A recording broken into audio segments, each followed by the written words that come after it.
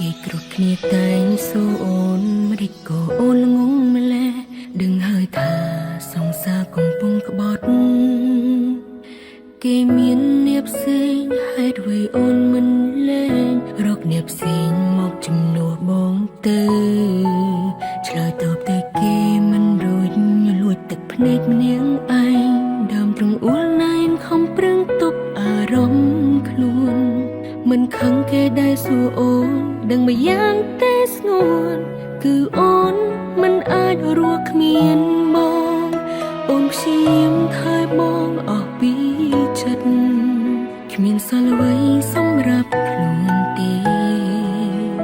ទោះបីបងទុកអូនមិនស្មើរូបគេសុំតែម្យ៉ាង